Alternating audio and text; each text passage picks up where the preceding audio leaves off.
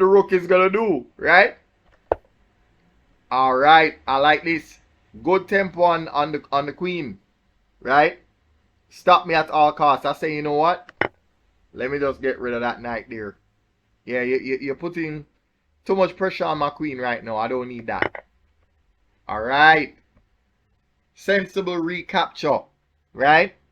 Now, what are we going to do? What are we looking at now? So, I decide to continue the threat. Okay. Now, what does he do?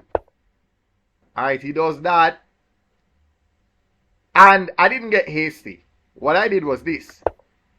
I kept the king on the H file, right?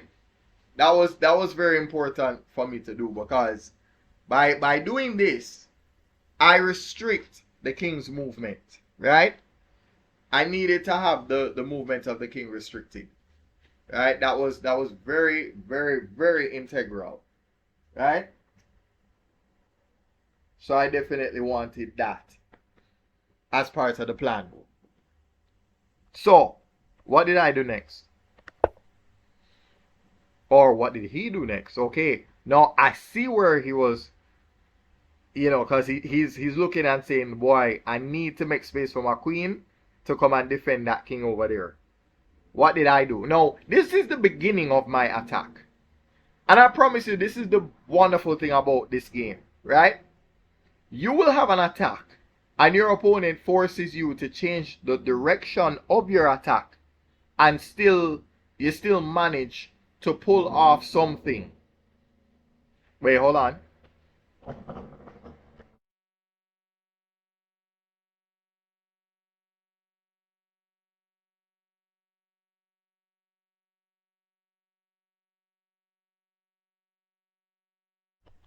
Okay, sorry about that. Yes, wow, we're 17 minutes in. Okay, all right.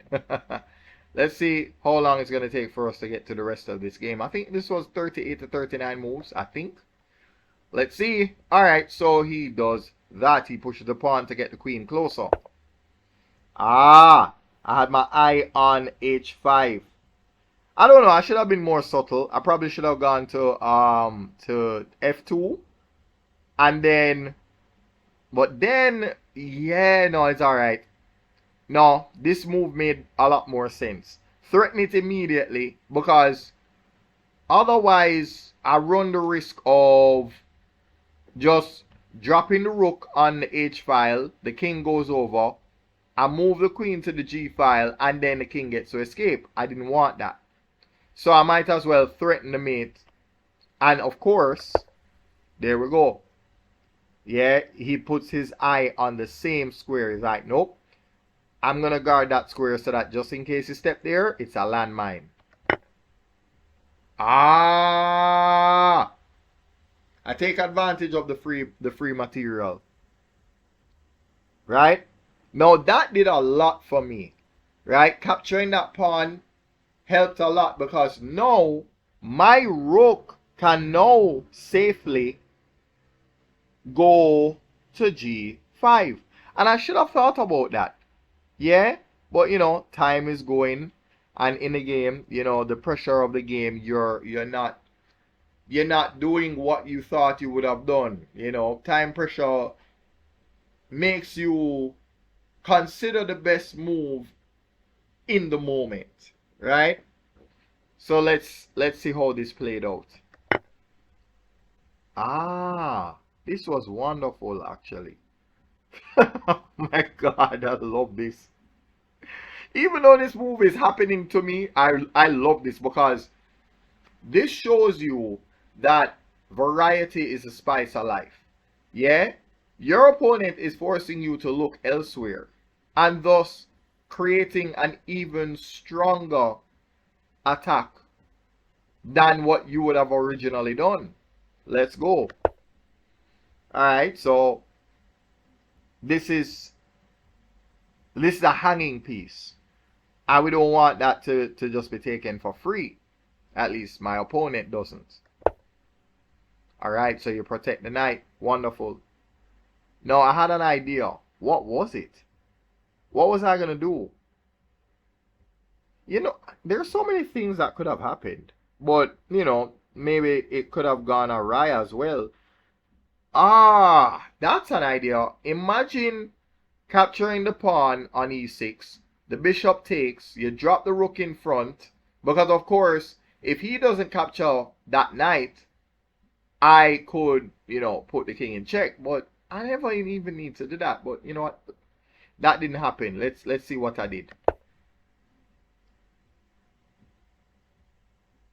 Oh my god, I could have checkmate him early. So silly. Why didn't I do that? Hold on. No, lie. Lie. It would work.